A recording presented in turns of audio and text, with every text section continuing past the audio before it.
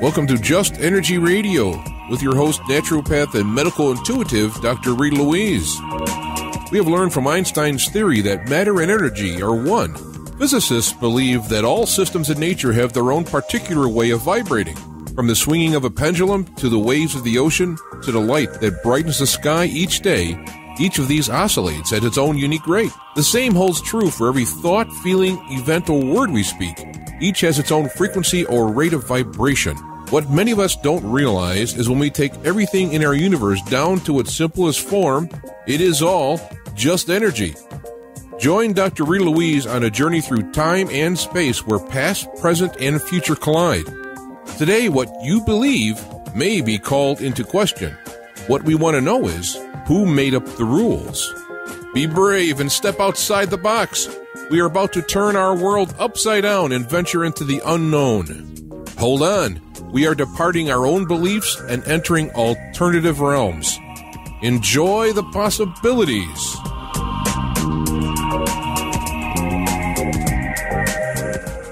Hello and welcome to Just Energy Radio. I'm your host, Dr. Rita Louise, and thank you all for tuning into the show today.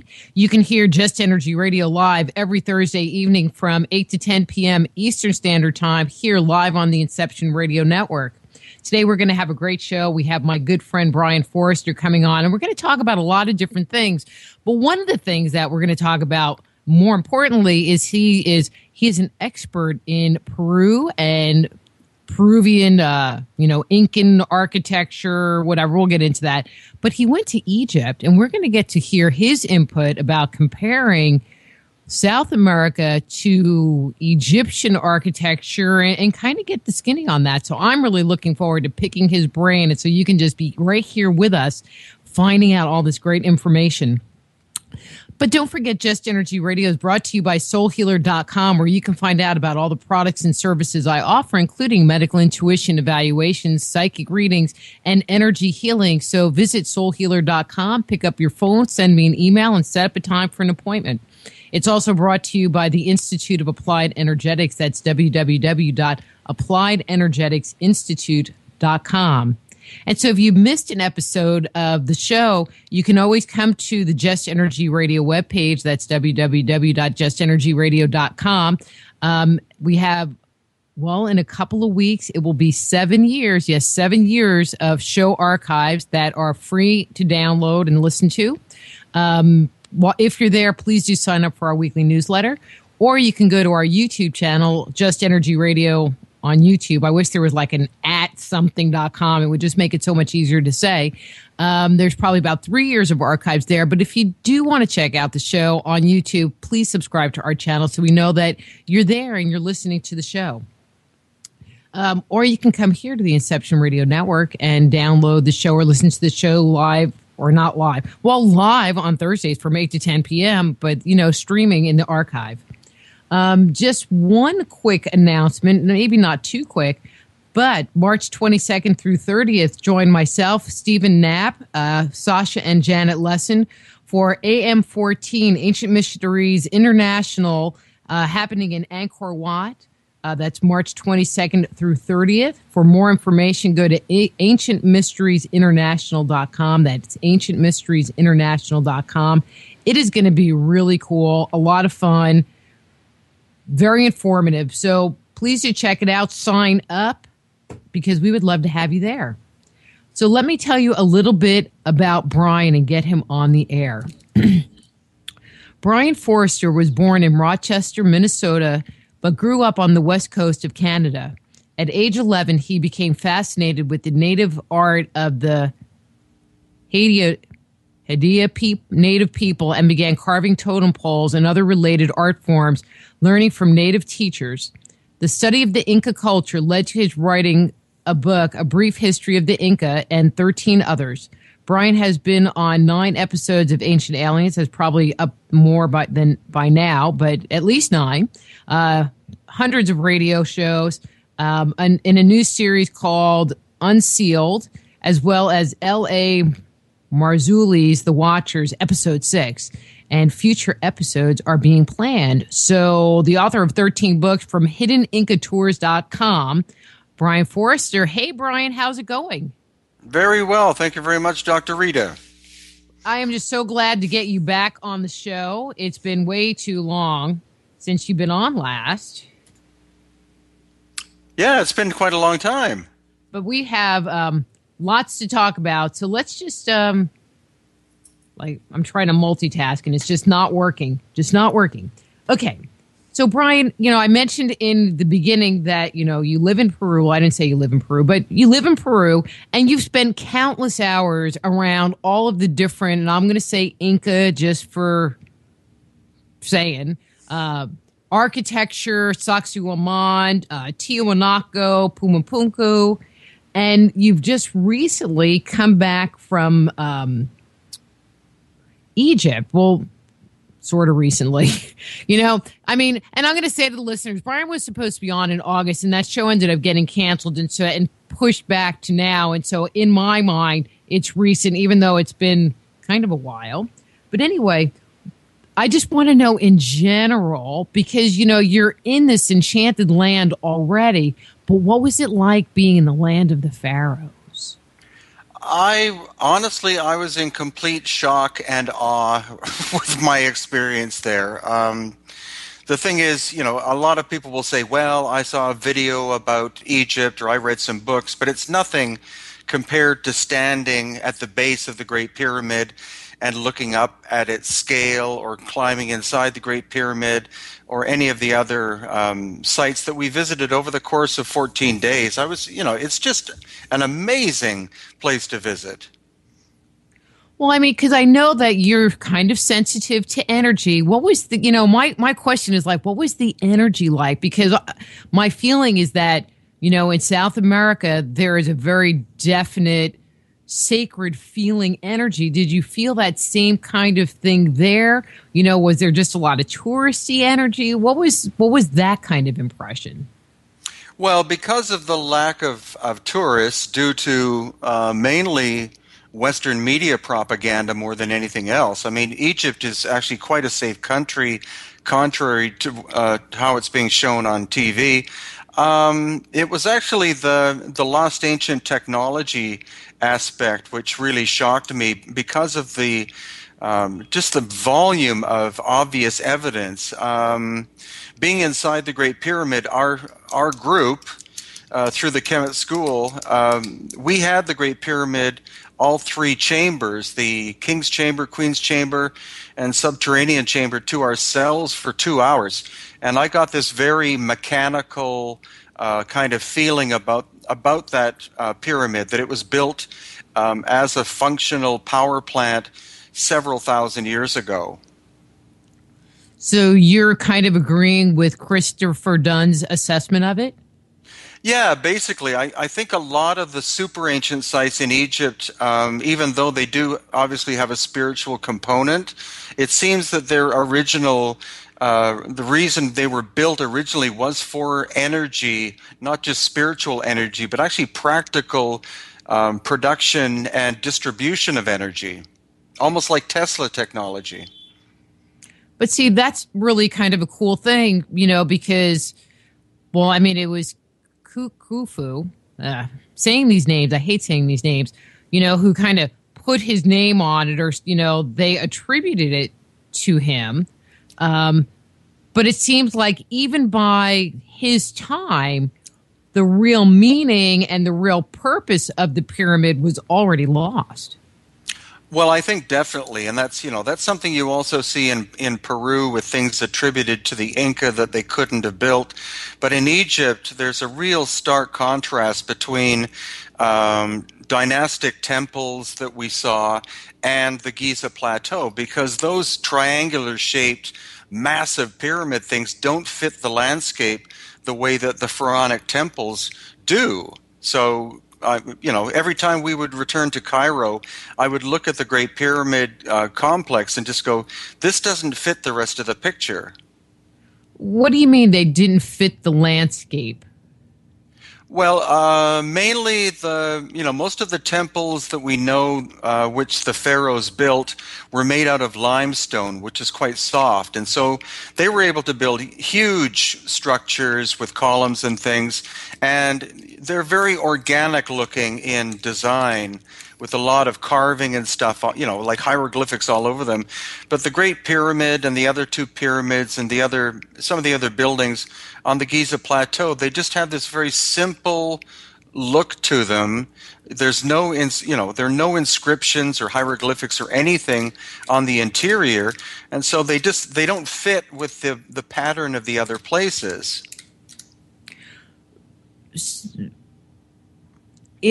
Aren't the pyramids built with limestone also, though? Yeah, they're cased in limestone, and the bulk of the pyramids are limestone, but they also contain massive slabs of Aswan granite, 60 plus tons, which line the interior of the King's Chamber and places like that. So it is true that there is a lot of limestone involved, but we got really detailed looks at some of the super hard stone that was used, like granite, like diorite and basalt, which are much harder than limestone and could not have been shaped with the tools that the pharaonic Egyptians had. So in that, because you went on this trip with Christopher Dunn, right? Yeah, Christopher Dunn, Stephen Mailer, Gary Evans, and we were hosted by the Awian family, who are wisdom keepers that go back. Their lineage and their knowledge goes back thousands of years before the pharaohs ever existed. Cool.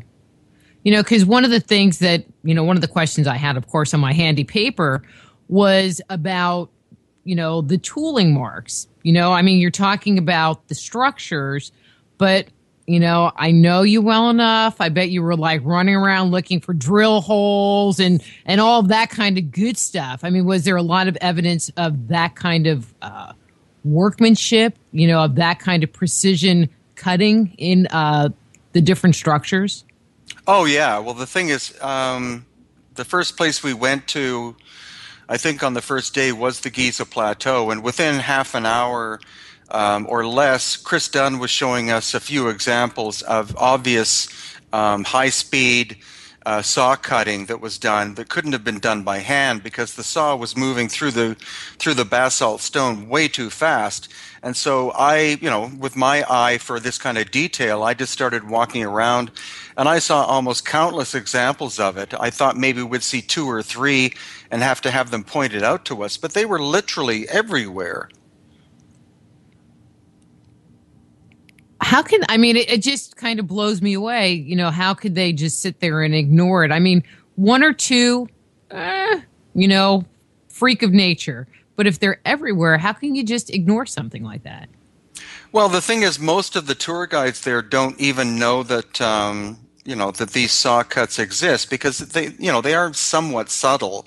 But once you have a decent trained eye for what you're looking for, you do see them all over the place. So it's they have kind of a brainwashing about it. And it took Chris Dunn and Stephen Mailer to initially point 2 or 3 of them out. And after that, once you saw the pattern of what the saw was doing, then, you would walk another 10 feet and see another one and then another and then drill. Then you start to see the drill holes and things like that. And it wasn't just on the Giza Plateau, but I went to a few other sites with Yusuf Awian. And again, some of these places have just been destroyed by thousands of years of looting and other cultures taking buildings apart. But there were, these drill holes all over the place. So did you guys run around with, your micrometers and different tools and start measuring all this stuff? Yeah, I brought some, really simple instruments with me, but the drill holes, they were quite big. They would be like 2 to 5 inches in diameter. They were done with, a high-speed rotary core drill, which means that it's a thin-walled hollow drill that's able to take a core sample out, much like how they drill, I think, for dynamite. And so the marks of the drill moving in a clockwise fashion are so obvious that you don't really need a magnifying glass or anything to see them. They're quite readily obvious. And I would assume, because there were tool marks, that it would be pretty straightforward that it wasn't done with some kind of copper pipe with sand, because that would just leave an abraded surface and not a drilled out surface. Well, exactly, because some people, especially a lot of Egyptologists will say that, the Egyptians had copper tubes, and then they would put fine diamond dust or something on this contact surface between the drill and the stone, and then add water, and then they would rotate them back and forth with what's called a bow drill. But what I saw were these spiral grooves that were, again, they were clockwise, like the way that a modern drill works. But according to Chris Dunn, the speed of cutting of these tools was at least as fast as what 21st century drills can do, and we're talking a minimum of 4,000 years ago that these were made. Well, I mean, but there's a twofold thing. It's like, if they're just using sand and a copper pipe, how long would it take them to cut through a block of granite or diorite? I mean, I can't even imagine how long that would take. And then okay, I'll stop there and I'll make a note, but go ahead. Yeah, well, actually, I've never seen even a video of a copper tube with diamond dust showing that it can impregnate or cut into a hard stone very deeply. And so the thing is that if it's copper, the copper's going to wear, even if you had copper teeth on it, the copper's going to wear out, I would think, within seconds, just because the granite would be so much harder. So it's kind of honestly, it's a corny idea that that any hand powered tools were used, because the cutting rate is just way too fast. Well, I think I saw them on some show do it on a piece of what looked like pretty soft limestone, if that's supposed to be a comparison. But that's what they did. But again, the thing is, I'm sure you're acquainted with what's called the Mohs scale of hardness, and that is a gauge of how hard materials are. Basically going from 1 to 10, 10 being diamond is the hardest material we know of. And so limestone is about 3 out of 10. And with bronze, you can get it to about 3.5. So conceivably, you can cut limestone with bronze tools. But granite is about 6.5, and diorite is 7 or 8. And so when the tool is softer than the material it's trying to cut, it just doesn't work. Mm-hmm. Oh yeah, that part. But you mentioned that the cutting that was done, is what we see in today's technology. But don't you have to have like carbon steel blades or, diamond tipped? I mean, isn't it a really specialized piece of equipment or, drill that you would need to cut through that kind of material? Yeah, basically, you do need bits, like really hardened steel bits with either diamond abrasive, which is attached to it through some kind of electrical process. Or you need possibly tungsten carbide can do a decent job, but not that well. And then you have cobalt steel as well, which is and carborundum. But these are all very modern 20th century, maybe 19th century technologies. The other thing is we did go to other sites, such as one that tourists don't go to called Abu Sir, and there we saw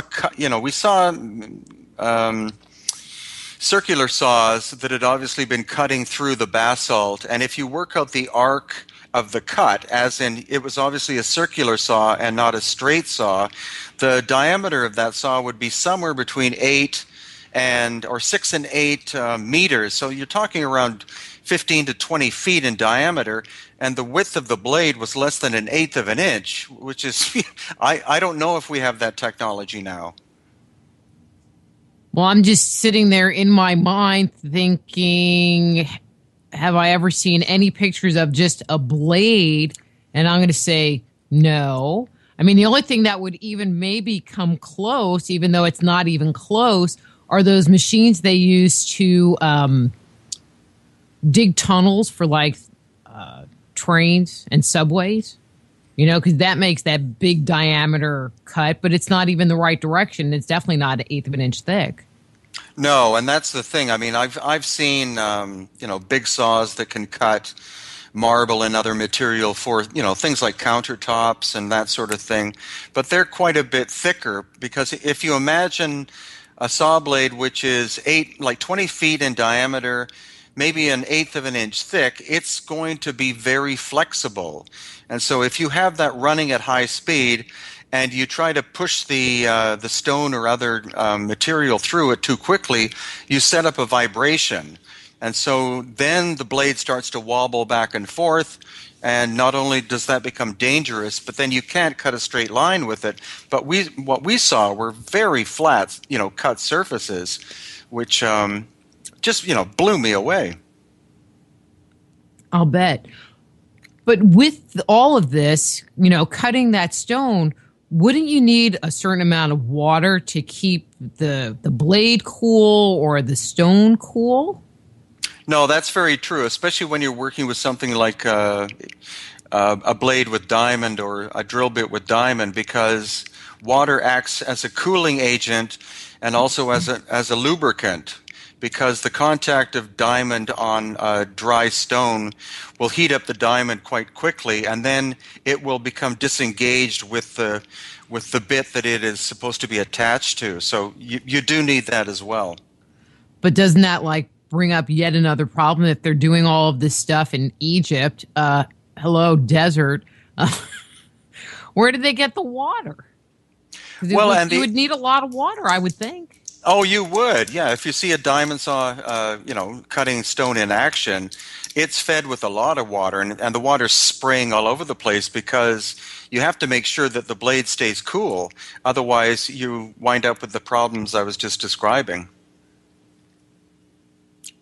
I just find that interesting because, they never talk about a place where they actually did the cutting. They got the granite from Aswan, but they don't really talk about where they cut it and sized it and put it into shape. They've never really discovered those workshops.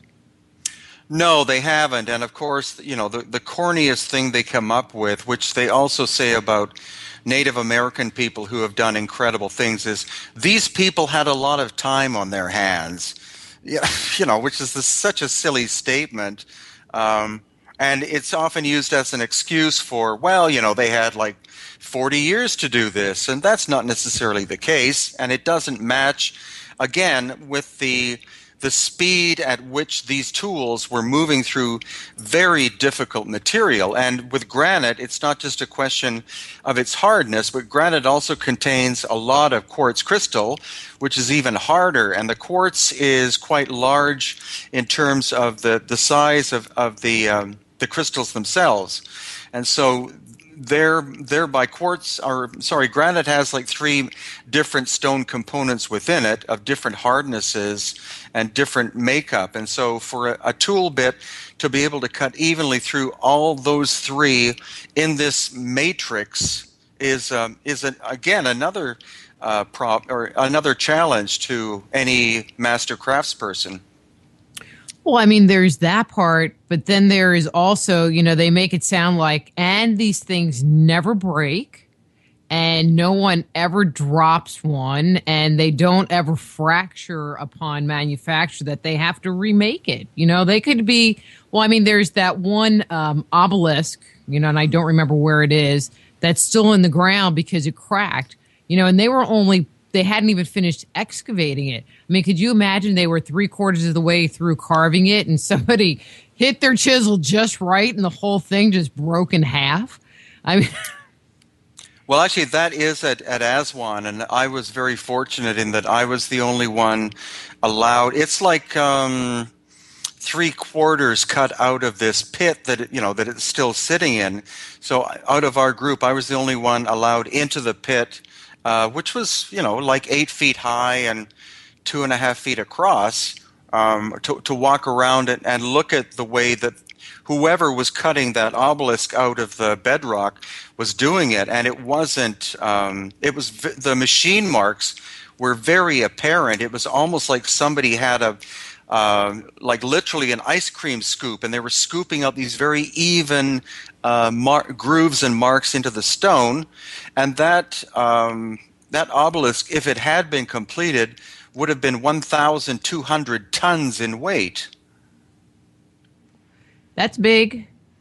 Well, and that's where you get into the question of, okay, well, this stuff, was on the Giza Plateau or at different sites, moved from the Aswan quarry 500 miles away. How was it achieved? And of course, the obvious answer is people would say, well, they'd build a boat and they'd, stick the obelisk on there and move it down the Nile. But when you're talking 1,200 tons, you're talking the weight of something like 700 or 800 automobiles. Well, I've been doing a bunch of, of course, ongoing research. And one of the things that I found was, speaking of 1,200 tons, was the Thunderstone. It's part of a monument in Russia, the Peter the Great Monument in Russia. And I'm just trying to pull the specific details.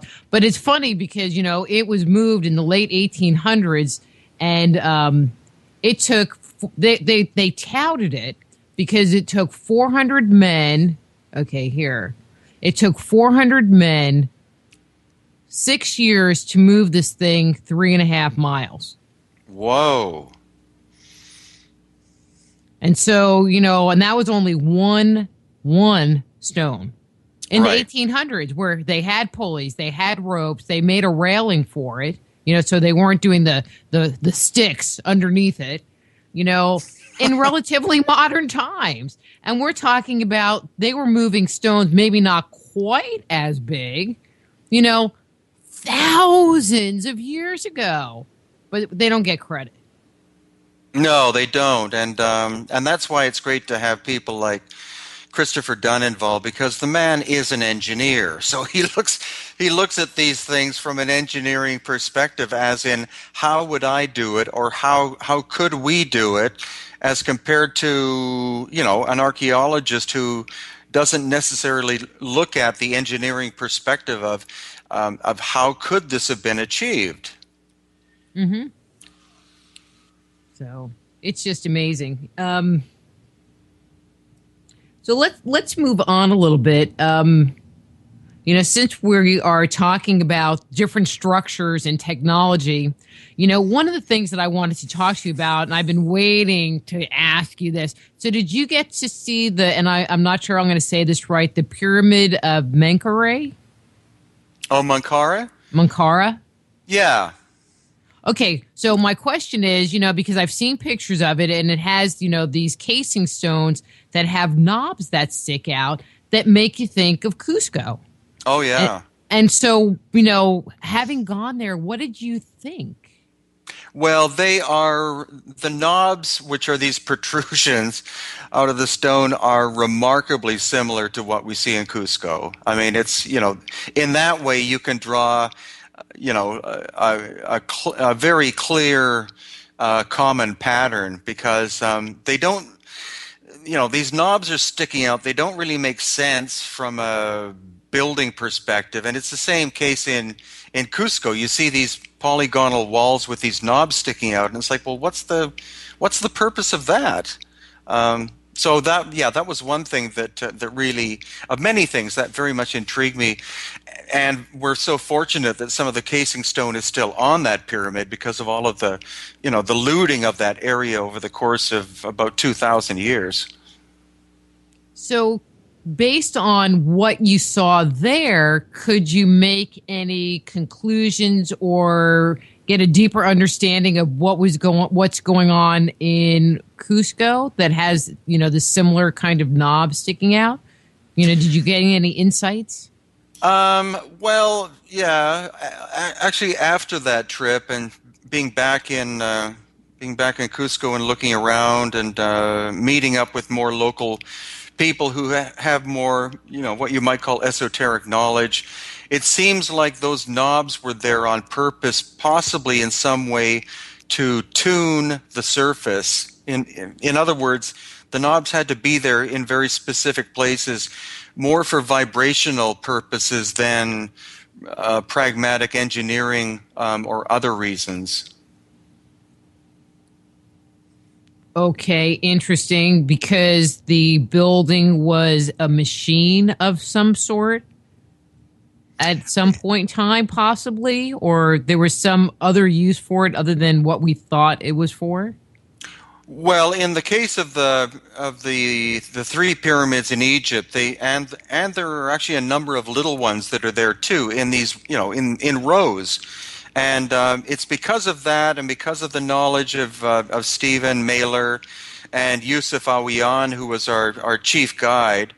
The plausibility that these were ancient machines became very realistic to me. Not only because of the knobs and the tight fitting of the stone and the fact that you could feel a vibration inside the Great Pyramid, but also there's a whole network of shafts and tunnels underneath the Giza Plateau that most people don't know about. And I was fortunate that Yusuf took me one day down into the second level underneath Giza, of which he said there was at least a third. And so we were able to freely walk around through this tunnel system, which he said was for carrying the water used to fuel the Great Pyramid. Back to the non-existent water, but go ahead. Well, the idea is that the water was coming from not the Nile as it is or where it is now, but originally it was farther, I think, to the west. And it was a much bigger river, like 12,000 years ago. And so these shafts were built from the Nile underneath the Giza Plateau. The water would travel by gravity down underneath the pyramids, and in the subterranean chambers.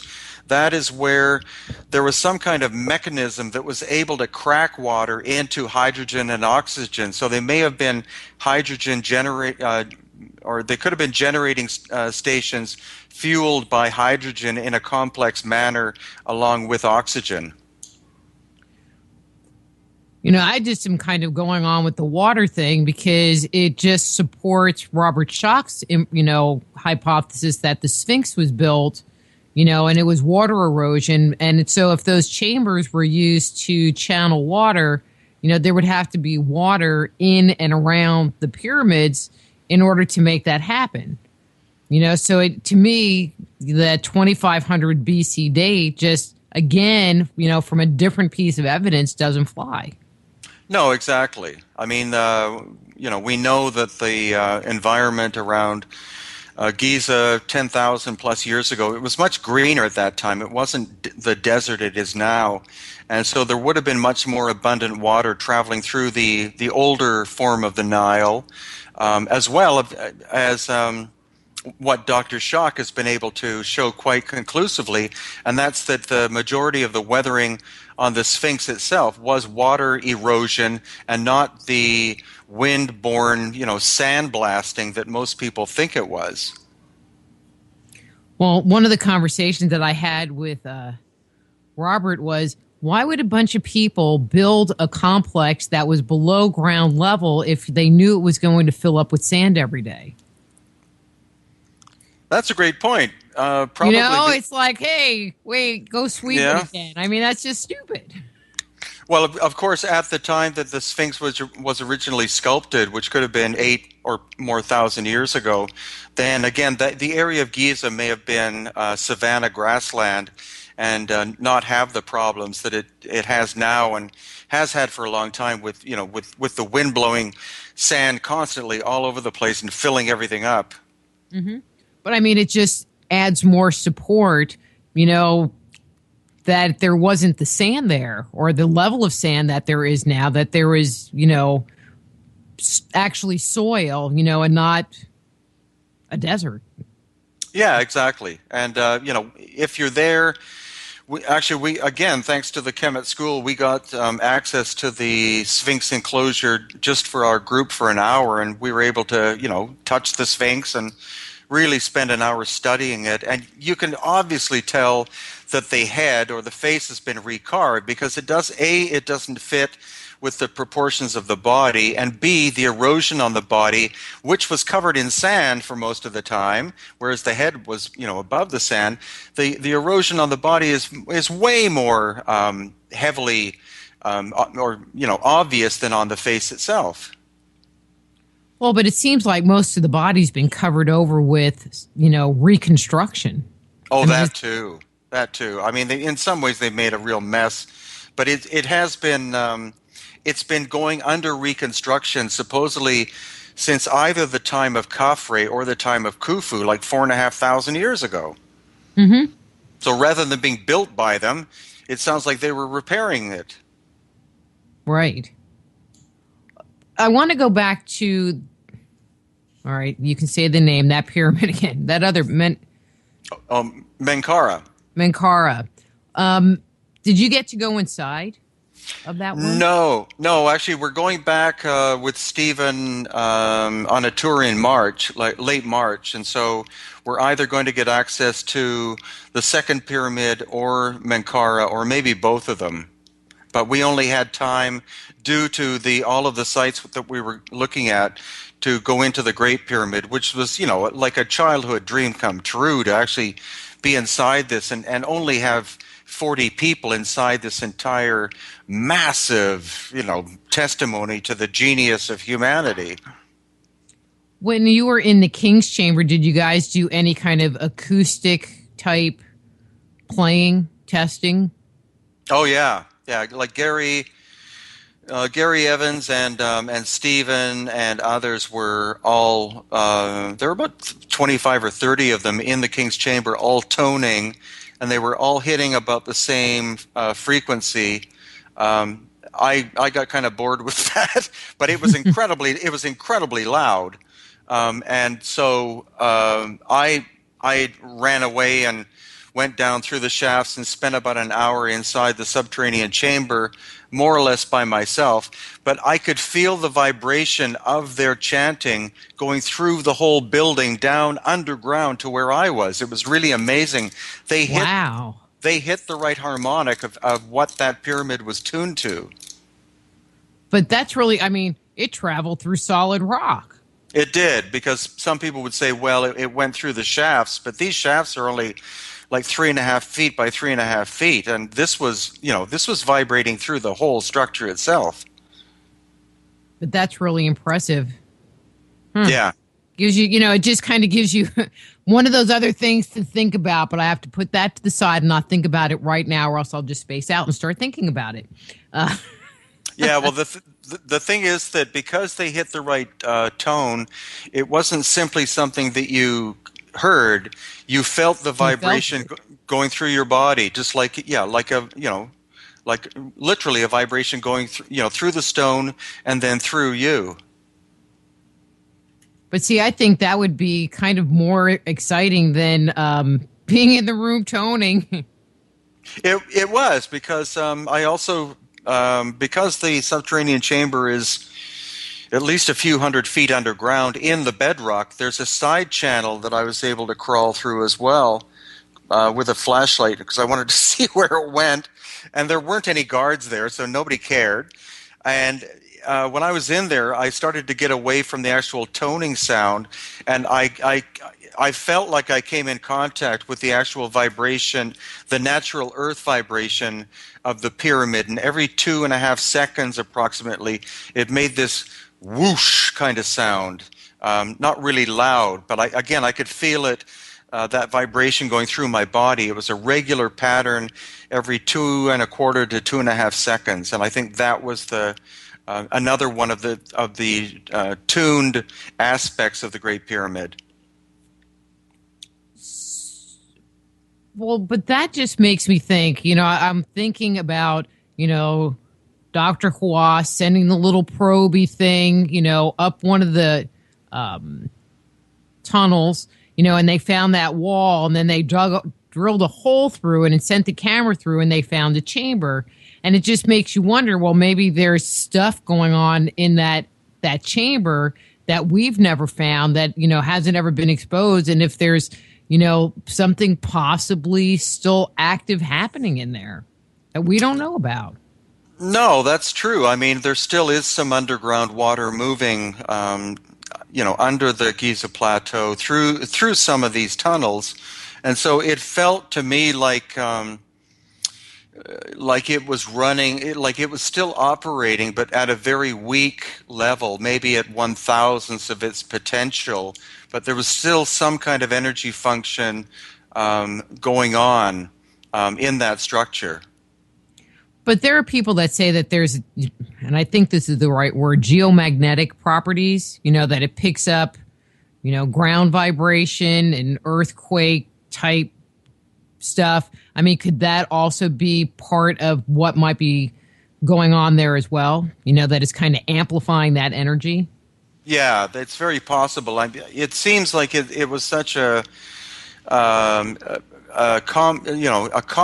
energetically complex machine, but in terms of moving parts, there may have been no, that's one of the weird things. There may have been no moving parts to it, but it's so huge, taking up, that pyramid by itself has a footprint of 13 acres, and it's composed of 2.3 million multi-ton blocks. That the Kemet School have certain knowledge. Stephen has certain knowledge. Chris Dunn has certain knowledge, but the actual overall functioning of that device, I think, will take a lot more time to figure out, and I'm sure it's much more complicated than any one specific theory is trying to explain it away as. Mm-hmm. Well, I mean, it would be like somebody finding, like an IC chip, or some kind of transistor, circuit board thing, that powers your cell phone, or, some piece of electronics that it doesn't do anything, but it has a lot, but it has a lot of stuff that it does, if you know what it does. Anyway. Yeah, no, that's exactly it, is that, how can we figure out what it originally did when when it is incapable of fully functioning? You'd have to allow the water to travel through the shafts, and I'm sure there are components inside that are missing now that might have been metallic that are gone. That's what intrigues me about ancient pre-dynastic Egypt, is that the evidence is so obvious, and it calls you back. That's why I'm going back every year in March or April for at least 3 weeks for the rest of my life, because one trip was like reading one page of a book, and it's like, you want to learn more? Come back. Wow. That good, huh? Oh, yeah. Yeah. I can't overemphasize it. It's just, I was in complete awe for 2 weeks.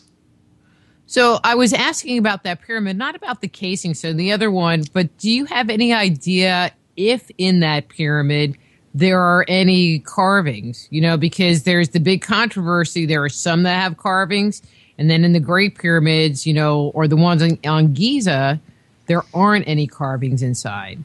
So that's one of the things I've been kind of trying to keep up with, which ones have carvings inside and which ones don't.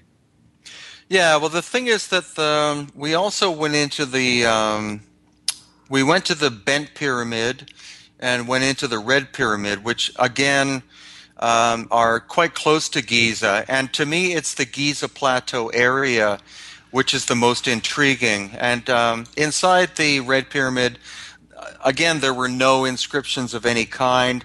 As far as I know, the three main pyramids on the Giza Plateau, none of them have any carvings inside or paintings or anything.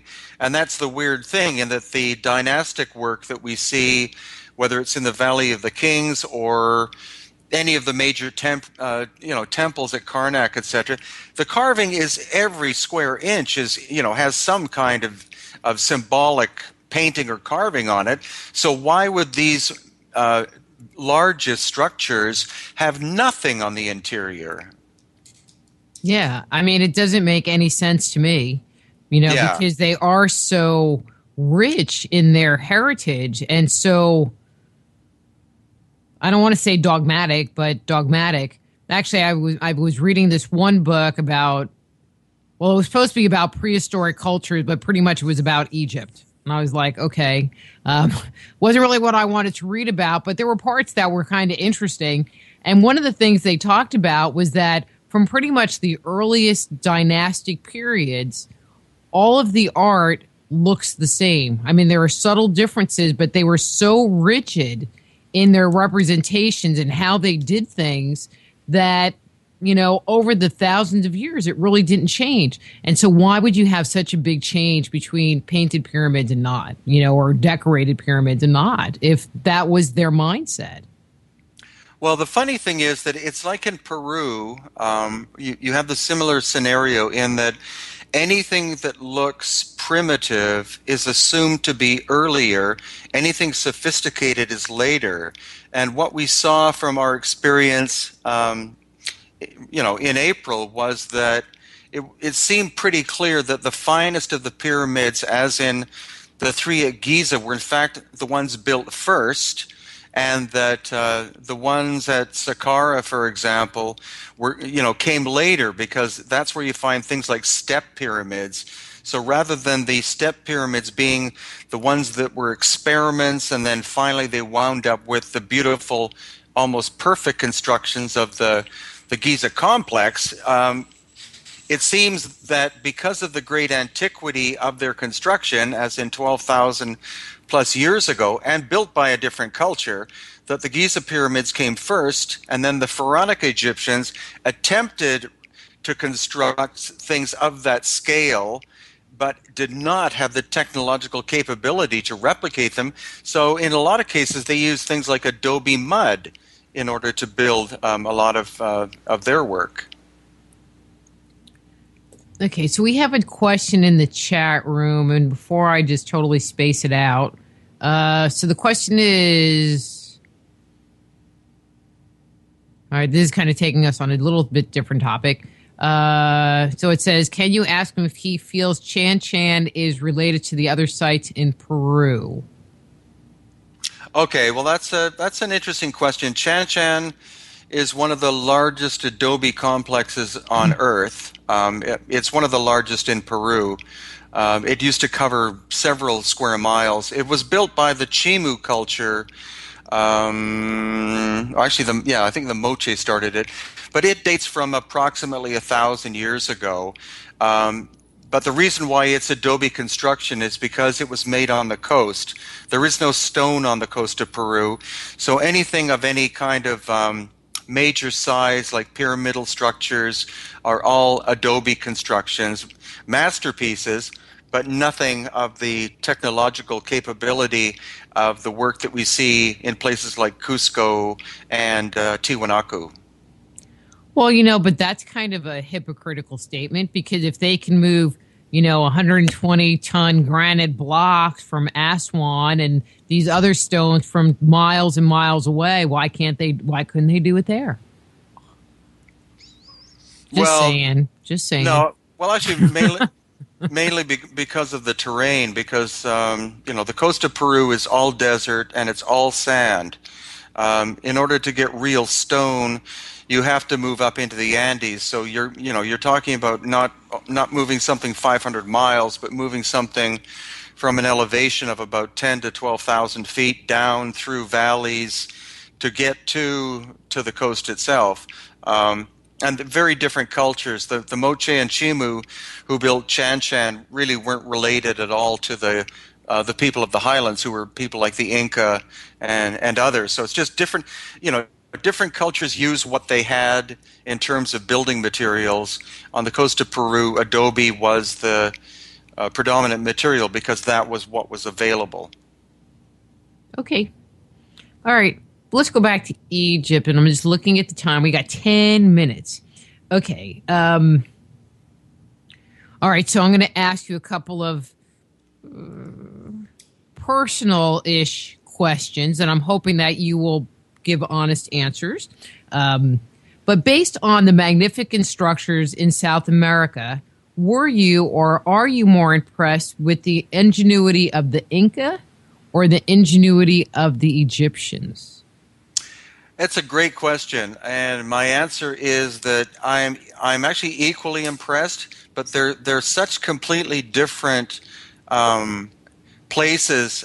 In that, in Egypt, the technology used to a great extent, we could see, like as I explained earlier, we could easily see because we could see giant saw marks, we could see drill holes, like beautifully, perfectly flat surfaces and things like that. Whereas in Cusco, in the area, it's more organic shapes. You have more things like curves, polygonal walls, and things like that. So, in terms of engineering, the so-called Inca works equal, I think, those of Egypt. But whatever technology was used by the megalithic builders in Peru is actually more mysterious than that which is found in Egypt, because we don't find tool marks in Peru. Yeah. Okay. But you have found tool marks in some locations, Yeah, a few, but very few compared to Egypt, and that's what shocked me with Egypt, was that almost everywhere you would turn your head, you would see an example of lost ancient high technology, understandable from a Western mindset. But in Peru, a lot of this stuff, like these polygonal walls where it literally looks like someone has taken multi-ton blocks and squished them together like marshmallows, that even the engineers we bring here just look and are completely dumbfounded. None of them have been able to give me good answers as to how the polygonal wall systems were constructed, because it's just such a strange way to do things. Every block being a different shape and size and interlocking or fitting together where you can't fit a human hair in between the stones. And you didn't see any of that kind of workmanship in Egypt? No, actually in the Valley Temple, but again, you had rows of blocks. So, sometimes rounded corners and things, but nothing like at Sacsayhuaman, where you have some stones that are 125 tons, and then spaced, or, next to that will be one of 6 sides, and then underneath that will be one of 8 sides, and one of 4 sides, and then 12 sides, and, it's just like this absolute jigsaw puzzle in Peru of different shapes and sizes, whereas in Egypt it's more regular kind of cube-like, I would say, construction. So more like you would see like in Cusco or maybe Machu Picchu, where it's more brick-like, kind of. Machu Picchu does have brick-like work, and that's as you mentioned, Cusco's like that too. You have walls which are like these nice, quite straight rows of blocks, one on top of another. But then you have these very strange, irregular places where some of the biggest stones were utilized. And even when engineers or others are asked, why would they use such stones? A common explanation by archaeologists is, the bigger the stones you use, the stronger the wall is, and that still doesn't explain how how these people, whoever they were able to move 125-ton blocks 45 miles from the quarry, located 2,000 feet in the Sacred Valley, up to this site. It's just, completely beyond the possibility that a Bronze Age culture like the Inca could have done that work, as grand as that civilization was. When you looked at the tolerances between the stones, in Egypt, were you finding, even though they were square stones, because I know like the walls in Cusco, for example, the ones that look like the blocks, it still doesn't look like you could stick anything in between those blocks. So did you find the same kind of tolerance in the stacking of the square stones in Egypt, or does it seem like it was even a looser fit? No, in some cases it was almost exactly the same. Like in some of the sites in Egypt, you couldn't fit a human hair in between. There was one stone that Chris Dunn, I think it was in the Valley Temple again, which is in front of the Sphinx. He had this precision ruler that he put up against it, and he said that the flatness of that surface was within 2/10,000ths of an inch. And that is, that's 20th century technology. And it was just this stone stuck into this wall, which could have been recycled from an even earlier, more precise construction. Oh, so it just kind of like sat there like a redheaded stepchild. I don't know. Well, it was of a slightly different color. Like it was I think a black granite. So it stood out from the other ones, and it had a bit more of a glow to it because of the smoothness. It was almost glass-like in its flatness.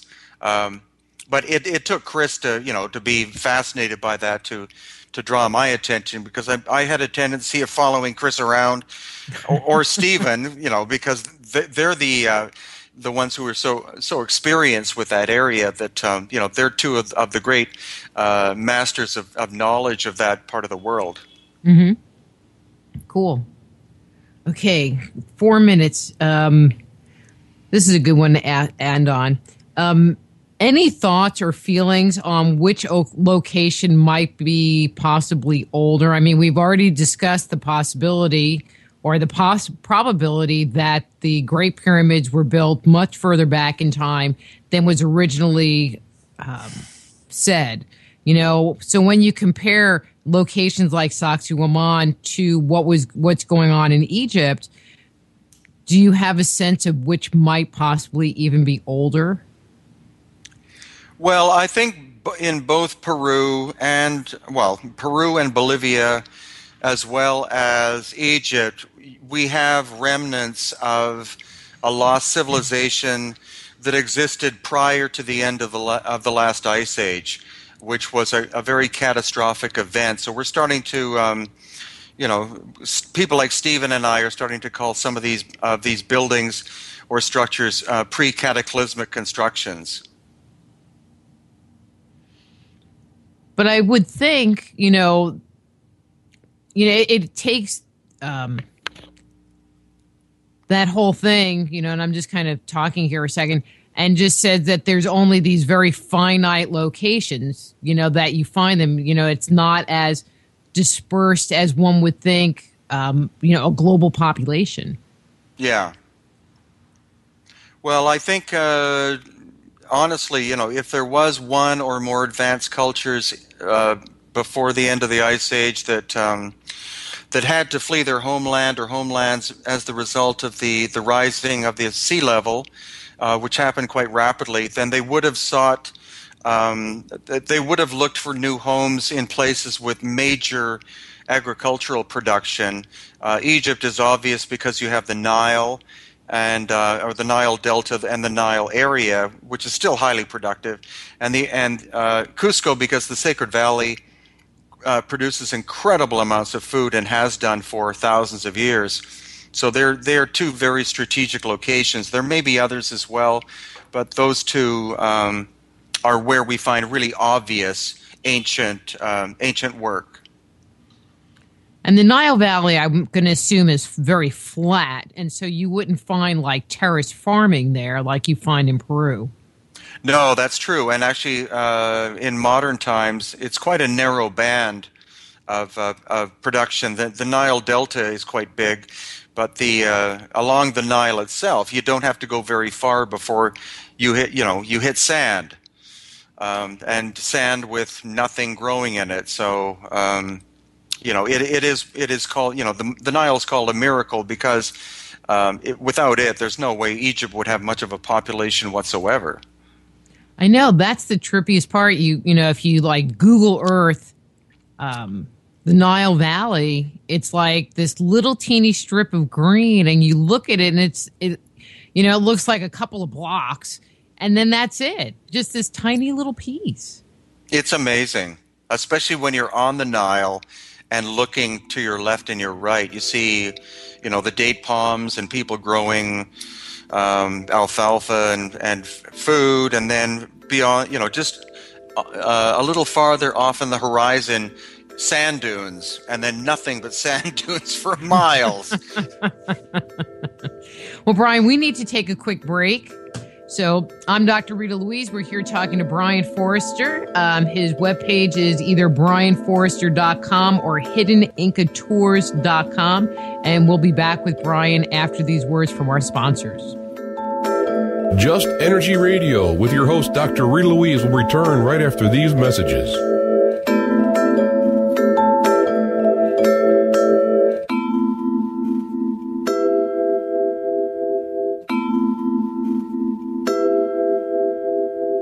You're listening to IRN, the Inception Radio Network, Chicago, Illinois.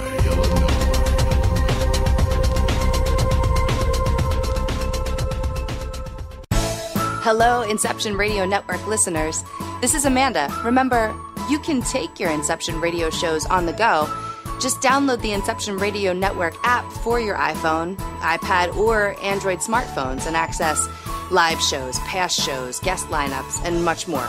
Just visit the iTunes Store or the Google Play Marketplace and download it today for free. Who were the gods of antiquity? They've been described as the forces of nature, levels of consciousness, and aspects of our psyche. Stories that depict their incredible weapons, their flying machines, and their amazing adventures are characterized as being the product of our ancestors' fanciful imaginations. But what if the tales of the gods are true? Did the writers, chroniclers, and scribes of our distant past actually document a realistic view of our origin? My latest book, Man-Made, The Chronicles of Our Extraterrestrial Gods, looks at our most ancient legends. Learn of the torrid romances, elaborate plots, violent scandals, and conspiracies that played out in antiquity. Find out the role the gods played in the life and culture we have today. If you want to find out the truth of who we are and where we come from, order your copy of Man-Made today. For more information, go to www.manmadethechronicles.com. That's www.manmadethechronicles.com. Are you looking for a cure for boredom? Never worry. IRN's new interactive website introduces a number of ways to pass time while you listen to your favorite show.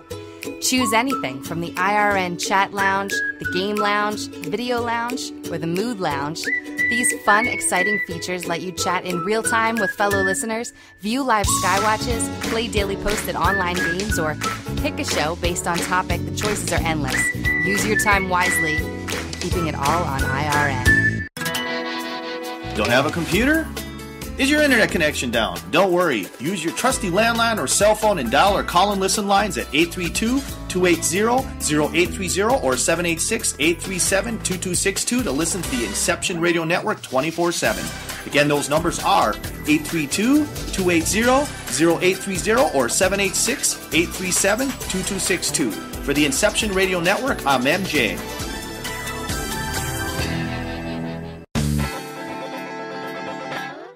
Move past the crossroads in your life and discover alternative solutions to your deepest concerns at soulhealer.com. So whether it's a physical problem, an emotional issue, a question about work, or troubles in your relationships, naturopath and medical intuitive Dr. Rita Louise can help you. Bring peace, harmony, and health back into your life. Schedule a session today. Visit soulhealer.com right away and live the life you've been dreaming of.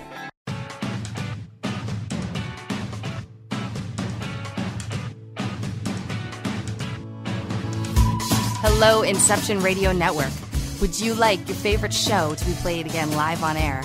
Well, now the choice is in your hands with IRN's live request portal, an easy way to request your favorite show with a simple click. IRN's live request portal now gives you exclusive access to all the shows. How easy is it? Simply type a show name or a guest name, click request, even write a dedication message, and that's it. Try it now. Simply visit InceptionRadioNetwork.com, click on the Live Request tab under the show menu. Now playing your favorite show is just a mouse click away.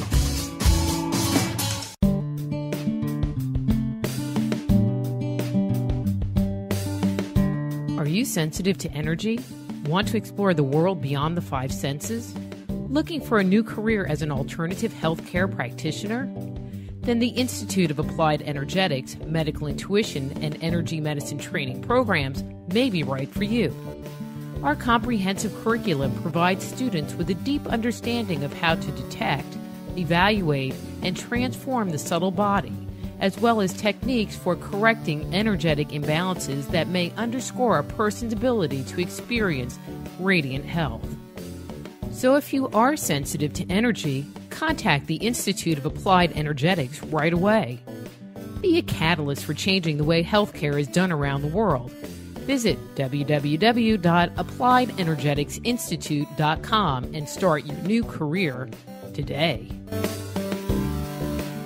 Go deep inside yourself and venture into the realm of the unconscious mind with my Meditating on the Kabbalah guided imagery audio CDs. Discover who you are and what you want in life. Meditating on the Kabbalah can help you to open, clear, and revitalize the energetic pathways of your subtle being. They will support you in your spiritual quest by helping you to access the profound insights and inner guidance you need as you work in alignment with your highest good.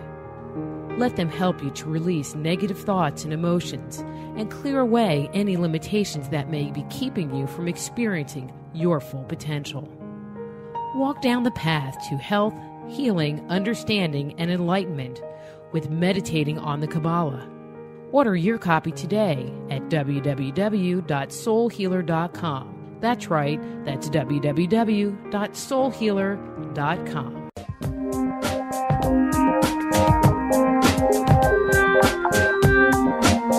And now back to Just Energy Radio with Dr. Rita Louise. Hello and welcome back to Just Energy Radio. I'm your host, Dr. Rita Louise, and thank you all for staying tuned to the second hour of the show. We're here talking to Brien Foerster about Egypt and Peru and the Inca and all kinds of stuff. But before I bring Brien back on, just a couple of quick announcements. First announcement is March 22nd through 30th, AM 14, Ancient Mysteries International 2014, being held in Angkor Wat.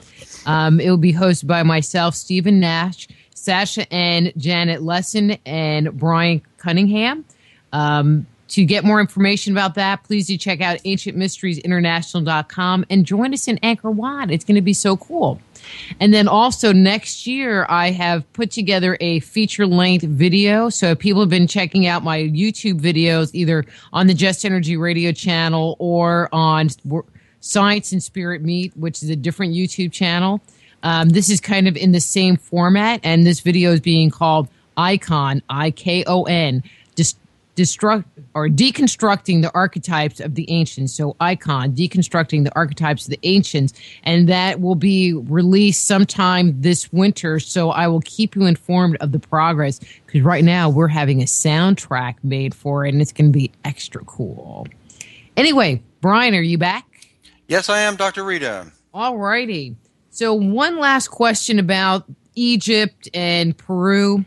Were there any other parallels or similarities that struck out to you? You know, and I'm just going to throw in one other piece. Or was there anything odd that you noticed in Egypt that stuck out to you?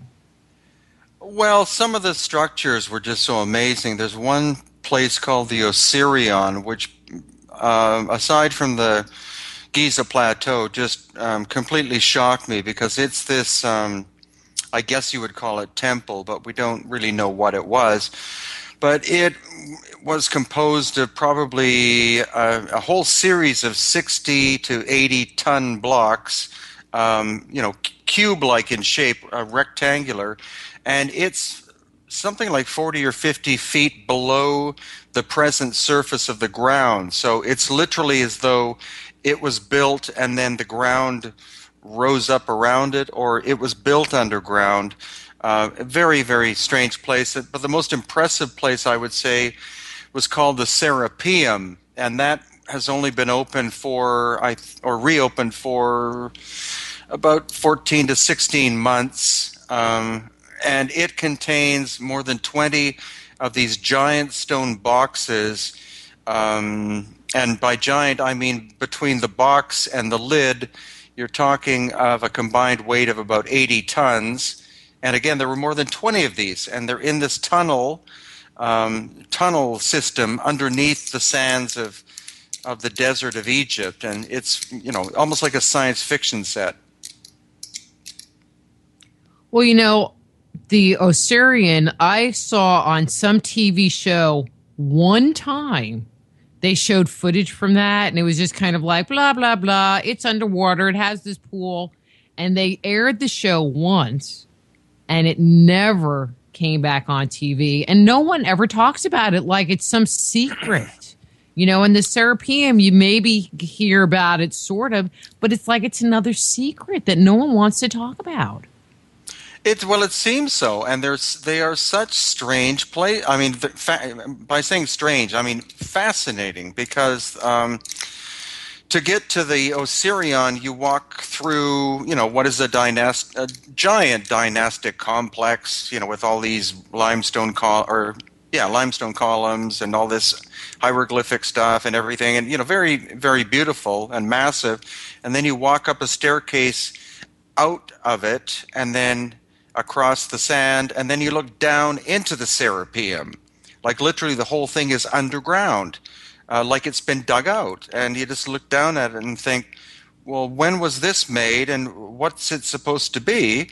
And the Serapeum is intriguing because, again, you walk down this hallway that goes underground, and then you turn left and turn right. It's not that well lit, but these massive stone boxes each one has its own niche on the left and right hand side of this underground causeway, and they are huge, and the workmanship of the surfaces is so astonishing, like as smooth as a glass tabletop, and yet they are something in the region of 80 tons apiece. Well, and I know, from my background doing like woodworking or laying way too much Bondo, that it's true. I can lay Bondo. That if you're hand sanding a big surface and trying to make it flat, inevitably it's not going to be flat.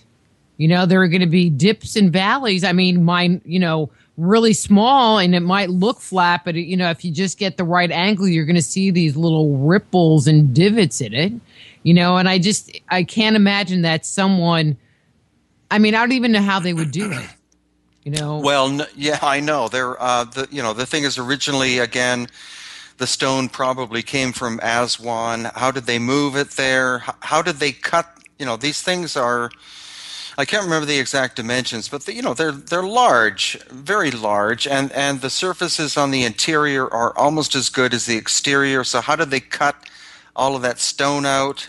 Some of them have hieroglyphics on the surface, and the hieroglyphics literally looked like somebody took a nail and scratched them in.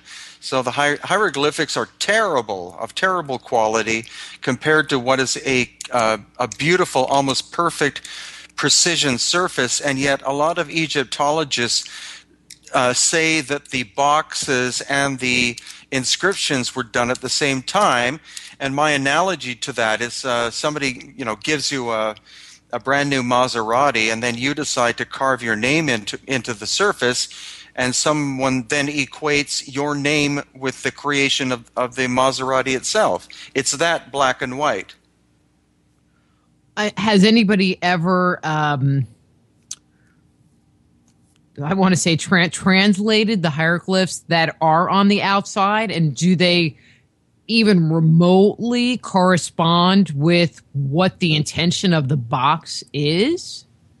Well, the conventional story of these boxes is that they were made to be the funeral places of Apis bulls, which were these prized bulls that the Egyptians like to have. But it's quite a corny story if you actually go and see this site yourself, because the precision and the amount of work it would have taken to shape even one of those boxes would be much finer than probably the amount of effort would have been put in for the pharaoh himself, or the pharaoh's wife. So a lot of Egyptologists really stick to that story, that these are the funeral places of Apis bulls, even though the mummy or skull or whatever of an Apis bull was never found inside of them. That they can't explain. So also a problem is that the deciphering of hieroglyphics depends upon who's doing it. Yusuf Awiyan is one person who knows very well, I think, the proper way to translate hieroglyphs as compared to the way that a lot of Egyptologists do. That's another problem. But the main thing is that the quality of the hieroglyphics is something that looks like something that an 8-year-old would have done, whereas the shaping of the boxes would be something possibly that we could do in the 21st century. Well, and it seems that it was endemic in Egypt and a lot of ancient cultures to take over somebody else's monument and kind of white out their name and just put your name on it. So I could see where somebody down the road said, hey, I like these boxes here, I'll put my stuff on the sides. Well, exactly, and that's the point. A lot of as we were discussing, a lot of the pre-pharaonic high-precision work, there are no hieroglyphics, no encryptions, no paintings or whatever. It's just the beauty of the design itself, which was important, and that's what we find in Peru as well. It's just the beauty of the form, which is the art. It's later cultures that inherit these things, and they decide to carve their story or a story on them, much like, as we were discussing earlier, the story of Khufu. Somewhere in the Great Pyramid is the painting of a cartouche made out of red ochre that supposedly says Khufu on it.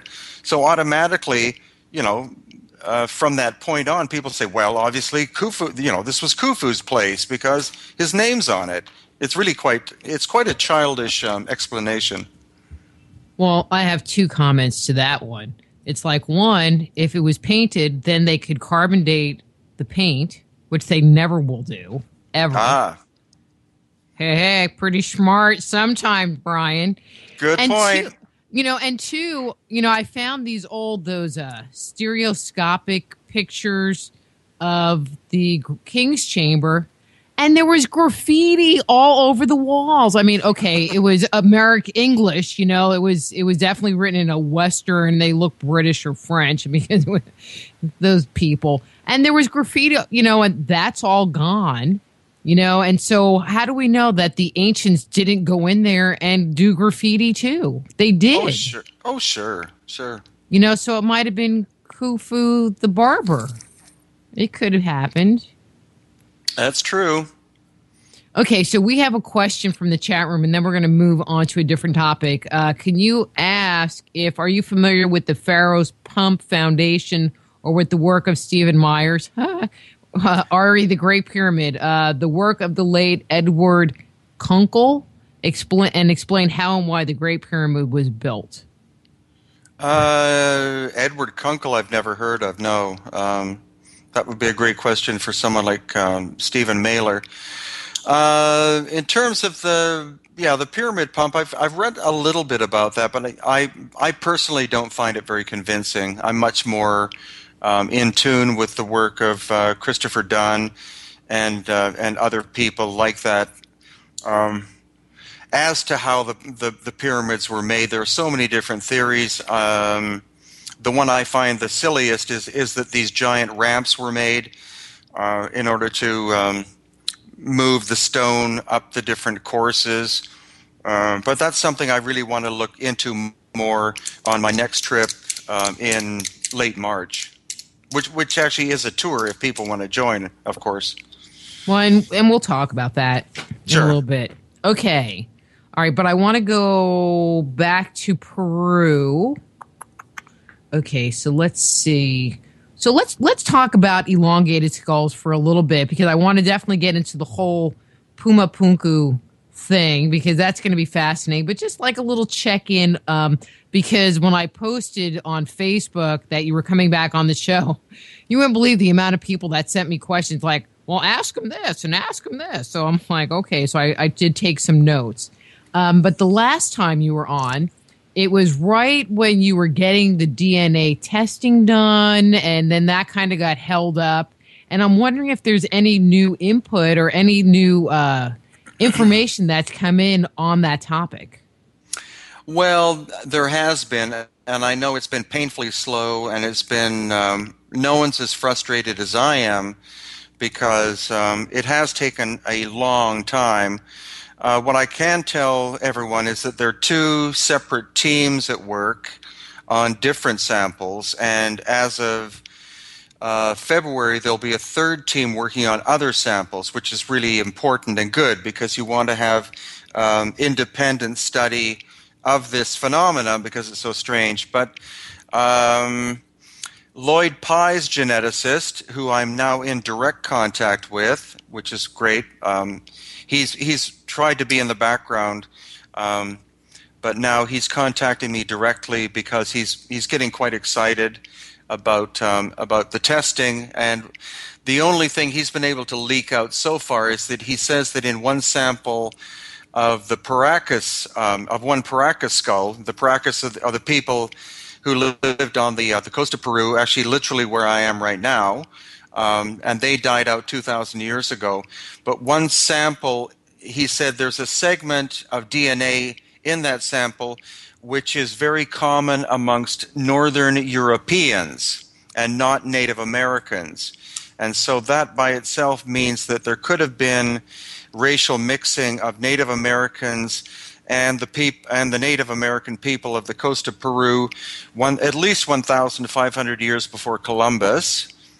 So that's one point. I also want to say that that DNA, being Northern European, may not be Scandinavian, but it could relate to the ancestry of those people. That could part of that originally comes from the area of the Middle East, of Iraq and Iran. But also Dr. Melba Ketchum, who has more of the samples, she's been able to isolate, thankfully, the DNA from 9 different samples so far, and those samples have been sent to a major laboratory in Texas, and so we're hoping for results reasonably soon. The laboratory is going to do the work for free, so obviously we're not number one in the queue for that, but at least she's been able to successfully extract in quite intact 2,000-year-old DNA, and it's in a laboratory, a major laboratory in Texas, ready for analysis. I'm going to have to go to that lab and just start looking over their shoulder. So what'd you find? What'd you find? Wait, yeah, I know. What'd you find? I know. I want to get on a plane and find out. What'd you find? Well, yeah, but if you're just there and you just torment them, then it's pretty fun. I know. Why are you having a coffee break? O'Brien. Why aren't you operating the machine? What do you mean you have to go home? Well, here, just tell me how to do it. I'll do it myself. Don't worry. Yeah, here. I can push that button. Yeah, what's this red button for? Oops. Oh, don't push the red button. But it seems like, more and more people are kind of getting on the elongated heads are these alien thing, and I don't understand why that's coming up more and more.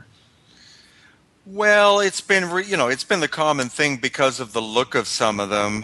What I'm trying to do now is isolate separate the difference between those that are obviously examples of cranial deformation and those which appear to be natural. So that's what I'm in the process of doing right now. It seems like about 4% of the skulls that we have access to appear to be very natural looking. They don't appear to be the result of head binding or cradle boarding. And so those are the ones that we're hoping DNA will be taken from in order to be analyzed separate from the others, by a different laboratory. But what's also important is that we have to build up a database as large as possible. And the study of ancient DNA is 1,000 or 1,000,000 times more complicated than studying someone's recent blood sample, because 2,000-year-old DNA is broken down. It's literally like taking a crystal bowl and throwing it onto a concrete floor and trying to put the pieces back together. And so that's what only the latest genetic technology is capable of doing. It's astonishingly expensive. And so we're depending upon the sheer interest of the geneticists to be able to run these tests for us for almost, for the $7,000 we've raised, which in studies like this is basically nothing. But I would think that 2,000-year-old DNA would be fairly easy, like Neanderthal or, Homo sapien, not Homo sapien, but those really old DNAs I would think would be much harder. I didn't realize that, samples that are a couple of thousand years old would be that complicated. Well, it's not that it's complicated. It's just that it over the course of time, it's broken down. So you have these giant DNA chains, but being organic or being of human origin, over the course of hundreds or thousands of years, they break up into little segments, and so it's only very specialized programs that can take all these little bits and put them back together again, and then it's after that they're able to compare that DNA with what is in the gene, the global gene bank, and anomalies are, from the work that Lloyd Pye's geneticist is doing. He said definite anomalies are showing up in that it's not just the example I showed you, but he thinks there are many segments of the Paracas DNA which shouldn't be there. In other words, they don't represent Native American ancestry, and the possibility is they don't represent Homo sapien ancestry as well. But we don't know yet. Not yet. It's a very much step-by-step process. The first stage is the mitochondrial DNA. And the next step is nuclear DNA, and what Dr. Melba Ketchum is attempting to do is have the entire genome studied and mapped. And that up until a few years ago, that would have been probably a multi-million-dollar process. But she's determined to get the maximum out of these samples. Well, even just doing the mitochondrial DNA would be kind of interesting to see if there are connections, familial connections, if the skulls were all found in one. Well, I guess I should ask that question. Are the skulls that you used all from one geographic area, or were they kind of a sampling from different locations? Well, at the moment, they're all from Paracas except one.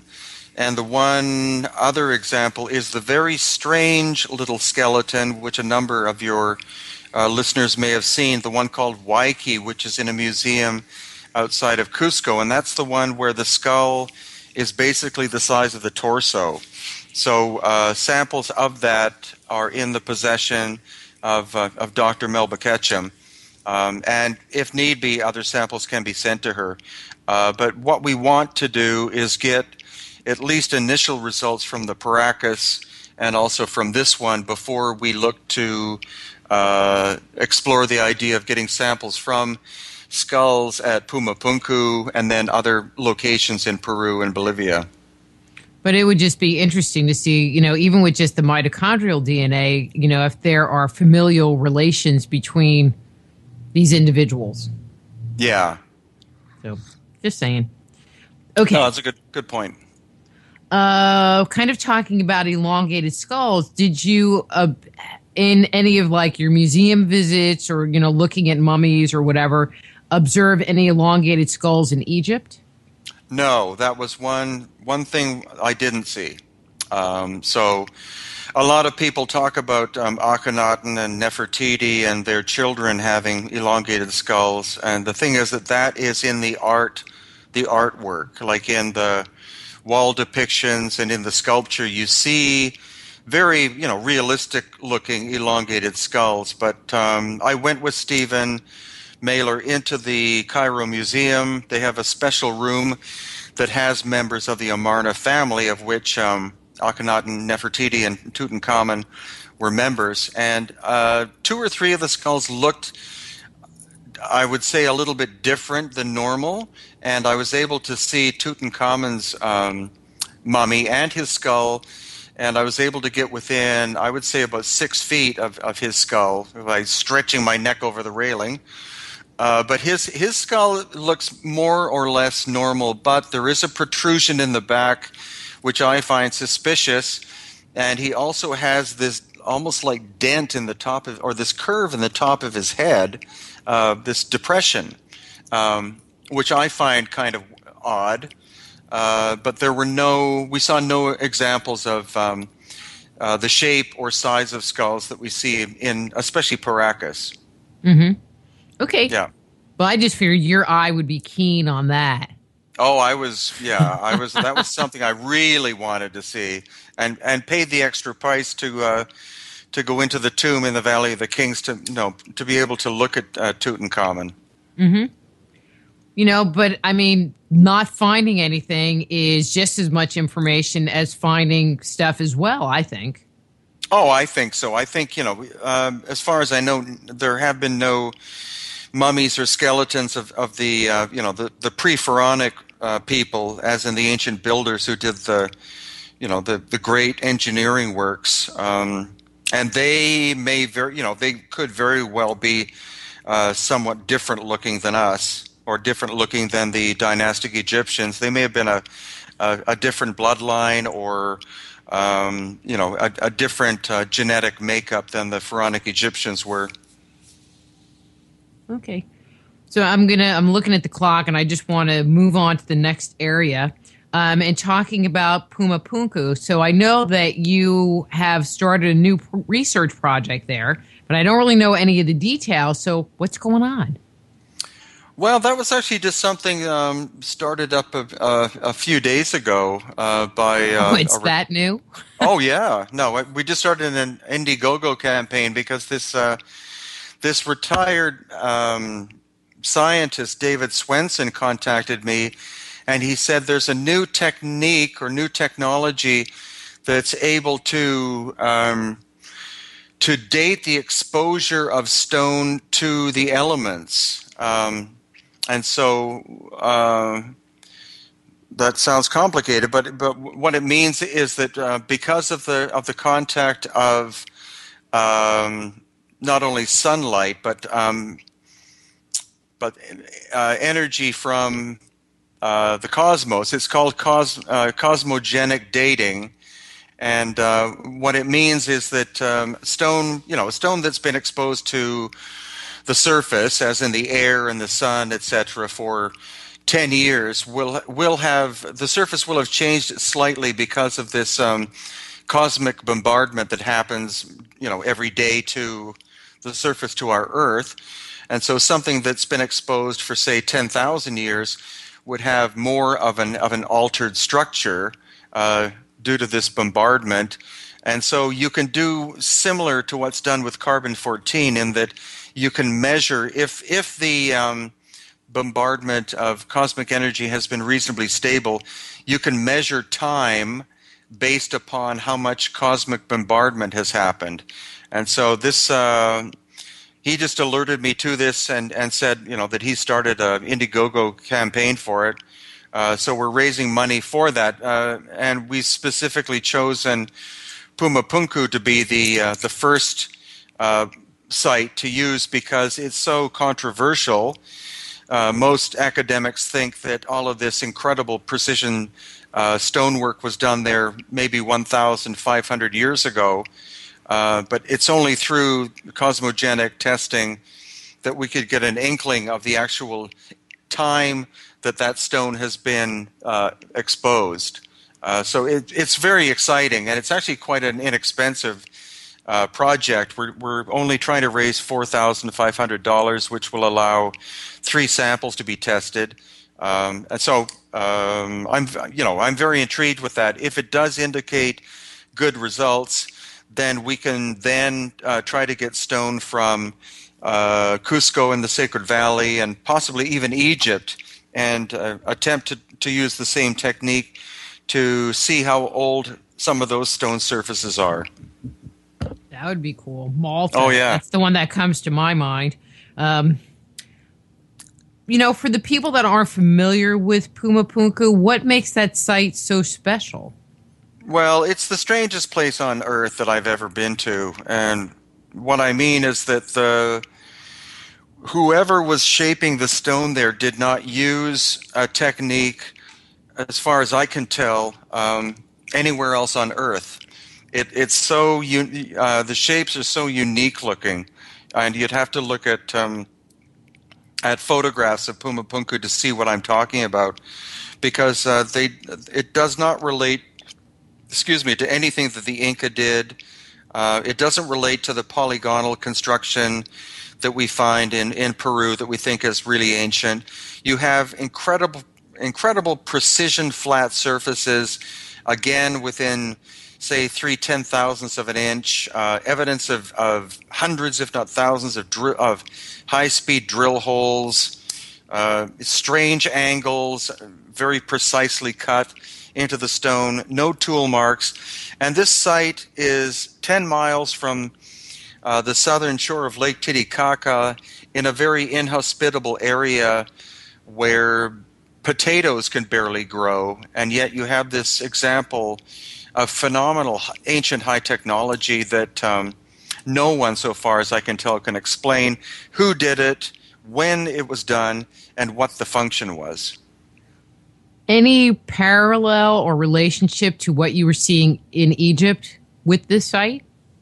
In terms of the precision flat surfaces, yes, but in terms of the angles used and things, no. Some of your listeners will have heard of the so-called H blocks, which are these very complicated shapes as featured on Ancient Aliens. And, I've been there probably 15 times, and every time I go, I'm as dumb by the time I leave as when I got there. It is the weirdest place, and the most intriguing, because there's so little known about it. The museum on site shows these depictions of natives in loincloths and ponytails with round stone balls, shaping these surfaces, and they are among the most precise ancient surfaces that have ever been created on the planet. So obviously high technology was involved, a minimum of 2,000 years ago, but maybe much, much farther back in time. What kind of stone is that site made out of? Hard, soft? Hard, very, very hard stone. There's some huge blocks. One of them is 130 tons. And it's made of red sandstone, which is reasonably local material, but still 130 tons. How are you going to move that? But the gray, like the grayish greenstone, which is what Pumapunku is famous for, is a type of andesite, and that comes from an area called Copacabana, which is 70 kilometers north.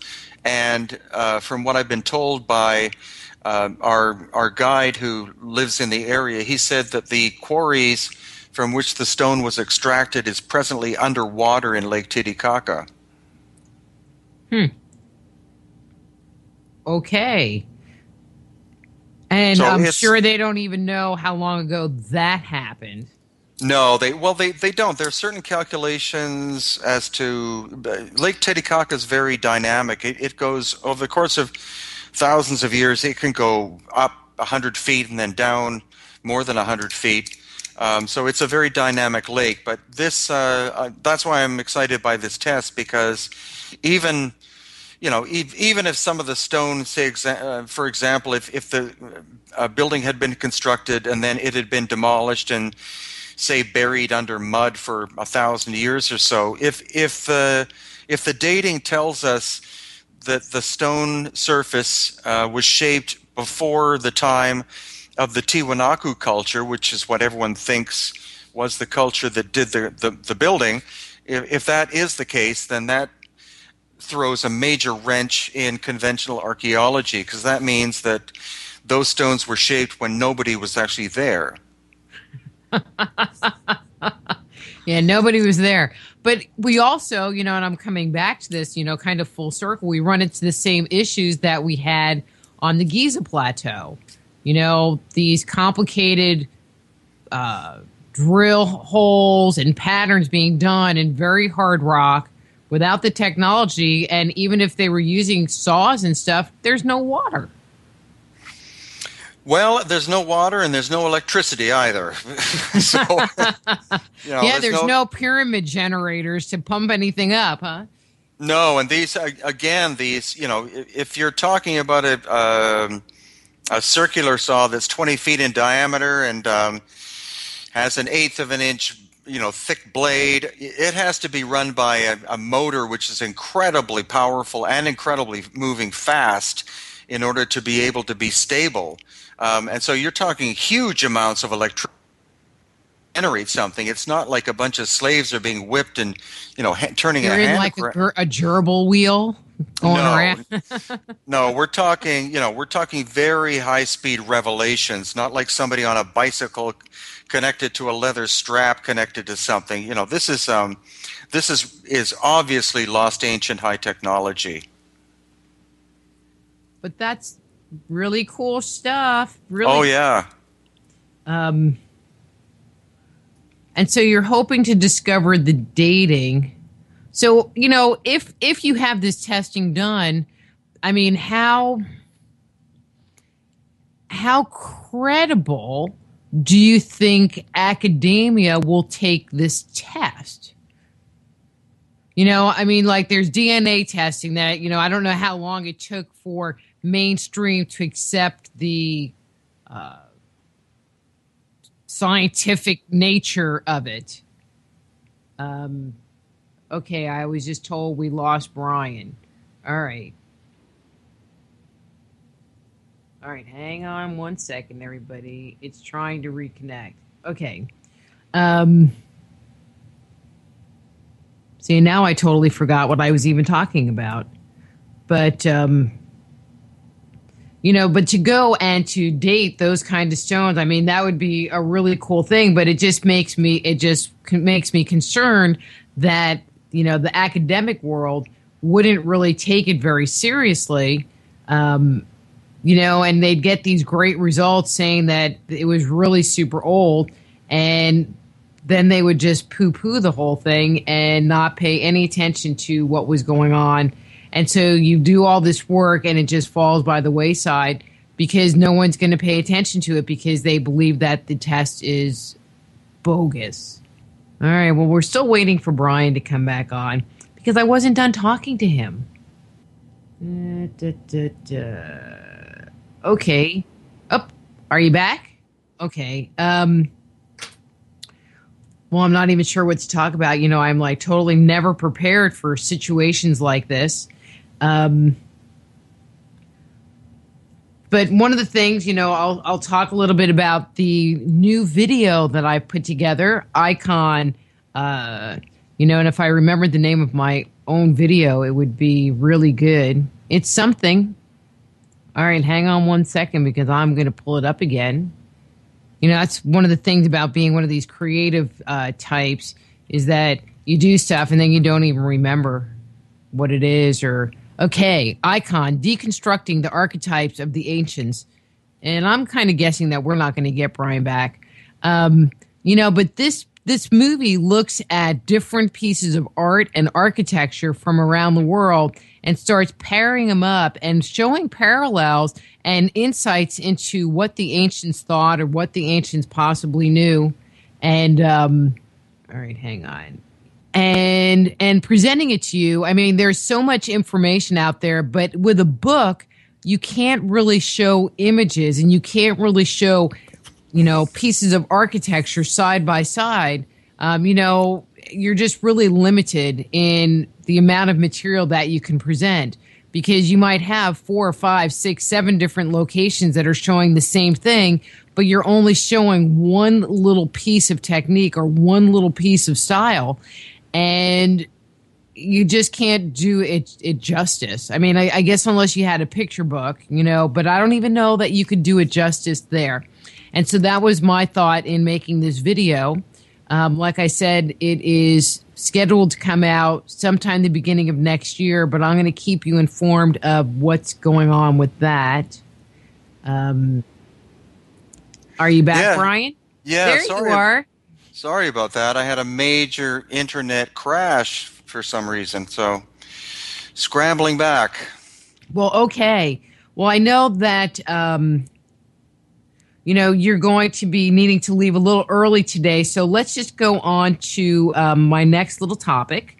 And one of the things that I wanted to talk about, just briefly, is some of the videos that you make and produce, because it seems like every week you have some new little tidbit, and I just wanted you to share with the listeners, just some information about the work that you're doing, the videos you're producing, where they can go find them, et cetera, et cetera. Sure. Well, actually, no, I'm very fortunate in that because of where I'm living and because of where I travel, I'm able to film almost constantly. And so I have more than 200 videos on my website called hiddenincavideos.com, and then another 400 plus on YouTube. But I make them because I know that most people don't have the opportunity to travel the way that I do, and I like to share what I see and what I experience, and so that's the main reason I make the videos. It's also a way for me to practice so that I can make full-length documentaries at some point. So that's why I use the general public as guinea pigs for it. And then most of my other information is on hiddenincatours.com, but my webmaster is actually building a new master website for me. And I hope you will add input to this because it's going to not just be for me, but for a lot of different people looking at ancient mysteries. And it's actually, I was very lucky to get the domain name hiddenhumanhistory.com. Hey, cool. Yeah, so my webmaster and I were able to grab that last week and anchor it down. And so I'm going to have input from the Awian family in Egypt and Stephen Mailer, and yourself if you would like to be part of it. Well, I would. Oh, yeah. But, researchers who are doing things very actively now, and also mainly for those of us who are not as well, I wouldn't say acclaimed, but as well known. Like Graham Hancock has his own site, so it's not necessary to have input from people like him or Robert Boval. But for those of us who are maybe a little bit new, we're not newer to the game, but not as not as prominent, for us to have a collective pool whereby we can all add contributions and develop a more holistic global perspective as to all this stuff is that we're looking at. Cool. That'll be good. Yeah. Well, it sounds like you have all kinds of projects going on for you. Oh, constantly. Oh, and then what's on the horizon? I looked on your website, and it seems like you have a million different there's that project, and your video stuff, but you have a bunch of tours coming up. What's with that? Well, yeah, we have L.A. Marzulli and the Watchers crew coming back in January for, I think, 3 weeks, and we're going to. He studies the Nephilim is his subject, so he's going to study the possibility of the presence of the Nephilim on the coast of Peru. We're also going to Pumapunku, which means I get to go and film again, and then he and I are having a tour together in May here, which is basically the Nephilim tour. So it's kind of a biblical perspective of things. We may have Dr. Robert Schock in August. Again, we're going to Egypt March the 30th for 2 weeks. And then we were going to have Lloyd Pye, but Lloyd is very, very ill, so we may have to cancel the tour we're planning with him in August. And aside from that, it's just the ongoing adventure of traveling about. I may be going to South Africa and maybe going to Malta in the spring. And aside from that,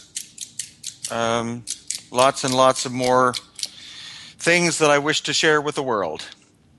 Wow, Malta and South Africa. And Egypt, all in the same time, all strung together, possibly. Well, I mean, you should come to Angkor Wat with us. Oh, yeah, That would be so fun. Yeah, I'd love to. You could just tie, because you'll be somewhere in March 30th, so you could just go there and then just keep going.